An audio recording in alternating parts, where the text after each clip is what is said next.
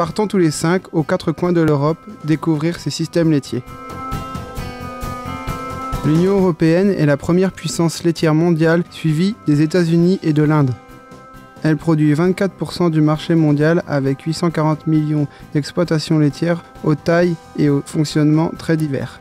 Elle subventionne l'agriculture avec un budget de 373 milliards d'euros pour la période 2014-2020. Cela représente 39% des dépenses européennes. En avant pour un tour d'Europe!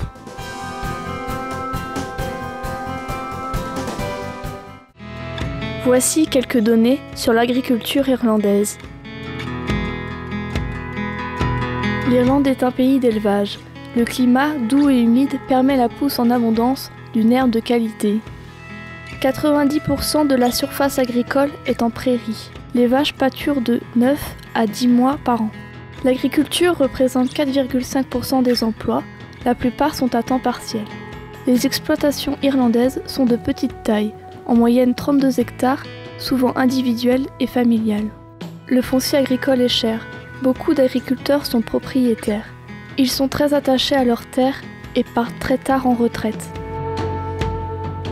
La politique agricole irlandaise est orientée vers la modernisation, l'installation des jeunes et le regroupement des exploitations. En Irlande, il y a beaucoup de demandes en formation agricole chez les jeunes. À Wellington Bridge, dans une région touristique, au bord de l'estuaire de Bannow, l'exploitation de John Roche est atypique pour le pays. Pour une superficie de 38 hectares, il y a 21 vaches laitières Primostein, 30 génisses et taurillons, ainsi qu'une vingtaine de chevaux pour la randonnée. 2,5 UTH travaillent sur la ferme, dont un salarié polonais. Il y a aussi 2 gîtes gérés par la femme de John. De nouveaux bâtiments ont été construits en 2007, la salle de traite étant 2x4 simple équipement. En été, les vaches ne mangent que de l'herbe et de l'aliment qu'on leur donne pendant la traite. En hiver, les vaches sont en stabulation logette sur caillebotis. Elles mangent de l'enrubanage et de l'aliment. Sur la ferme, il y a beaucoup de problèmes d'environnement et d'hygiène. Le lait est vendu à une laiterie irlandaise. Pour eux, c'est un revenu sécurisé qui peut compenser les revenus aléatoires du tourisme. Grâce à son système fourragé et une gestion économe, les coûts de production sont réduits. Ainsi, l'Irlande espère produire encore plus à partir de 2015. À travers cette expérience qui m'a demandé beaucoup d'autonomie, j'ai découvert le système toute herbe. Bref, j'étais en Irlande. La Suisse et ses 8 millions d'habitants sont au cœur de l'Europe. Ils ont un fort pouvoir d'achat avec un salaire moyen de 5 000 €. Ce pays n'a pas de langue propre, il parle l'allemand, le français, l'italien. La Suisse reste très liée à sa culture et ses traditions. Sa gastronomie est connue mondialement. Son fromage, les rösti, le chocolat. L'agriculture suisse compte 2500 producteurs de lait. Ils sont subventionnés à hauteur de 60 à 80% de leurs revenus par l'État. Les subventions sont reçues sous forme de paiements directs liés au paysage cultivé, à la sécurité d'approvisionnement, à la biodiversité, à la qualité du paysage et enfin au système de production.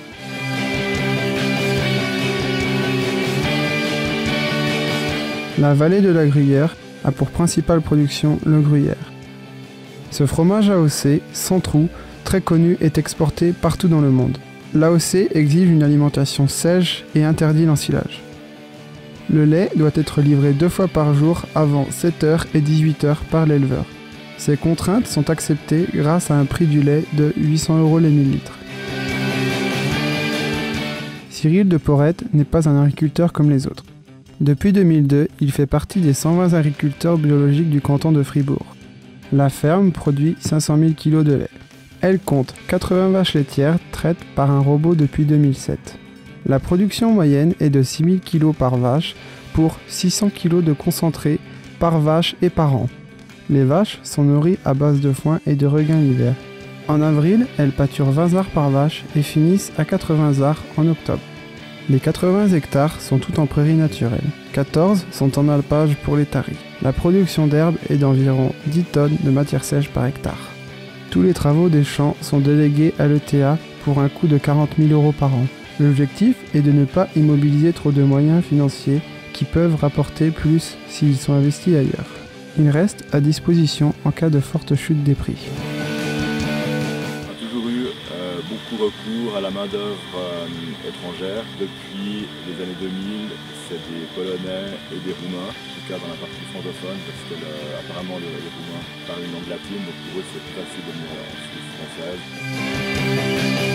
Cyril de Porrette a su m'accueillir au sein de sa famille et grâce à lui, j'ai beaucoup appris sur la combinaison robot-pâturage. Bref, j'étais en Suisse.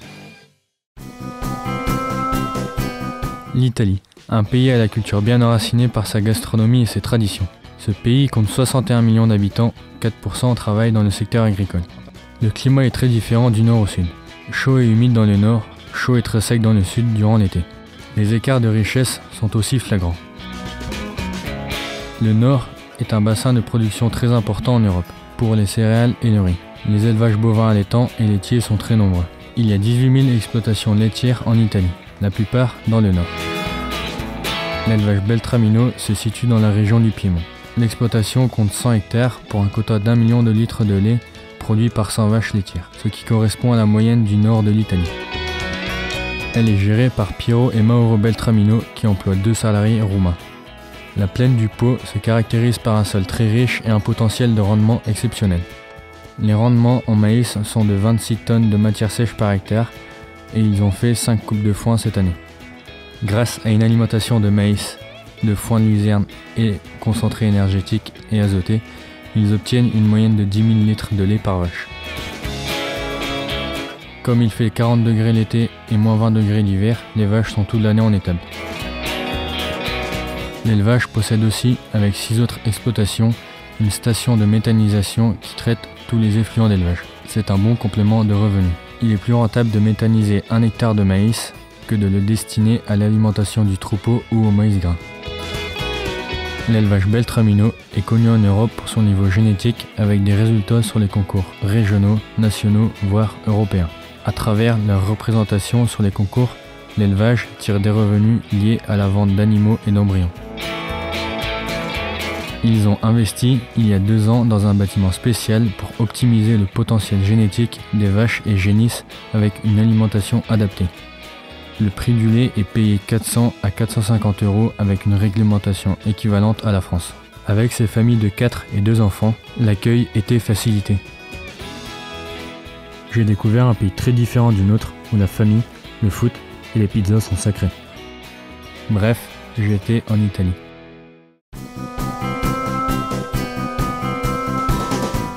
En Roumanie, la moitié des habitants vivent dans les campagnes et 29% des actifs travaillent dans le secteur agricole. La Roumanie a vécu 50 ans de communisme jusqu'à la chute de Ceausescu en 1989. De grandes infrastructures ont été créées puis abandonnées. Les immenses kolkhozes permettaient une autonomie agricole au pays. C'est une de ces fermes que M. Fillet, le père de Guillaume, mon maître de stage, a acheté à la fin des années 90. Originaires de Grenoble, ils ont investi récemment à Madagascar dans une ferme de 6000 hectares. Les vaches de race Montbéliarde produisent 8500 litres de lait. Aucun animal ne sort au pâturage. Le travail est assuré par 25 salariés roumains. La main-d'œuvre est peu coûteuse et très travailleuse. La dureté du communisme a laissé des traces sur la façon de penser et de travailler des gens. Chacun a un poste précis. Guillaume a le souci d'améliorer la formation et les conditions de vie de ses salariés et de leurs enfants, en finançant leurs études. L'alimentation est à base de maïs ensilage, foin et ensilage de luzerne. Tout est produit sur la ferme sauf les tourteaux. Il vise l'autonomie pour réduire les coûts. La plaine du Danube bénéficie de sols fertiles mais difficiles à travailler à cause d'un fort taux de limon et un manque d'eau. Le climat est très sec avec de grosses amplitudes thermiques. Le matériel est assez récent grâce aux aides européennes.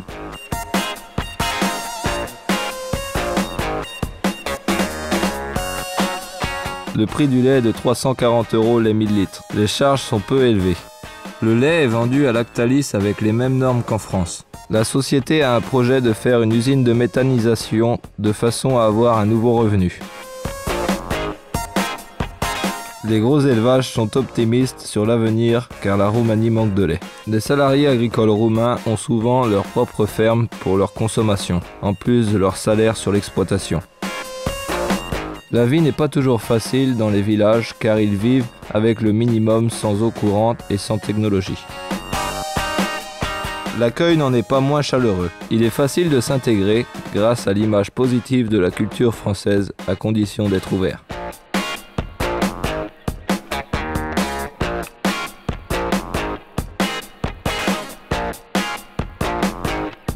Bref, j'étais en Roumanie. Depuis la chute du communisme, les 3 millions de Lituaniens tentent de reconstruire leur pays petit à petit, tout en gardant leur identité.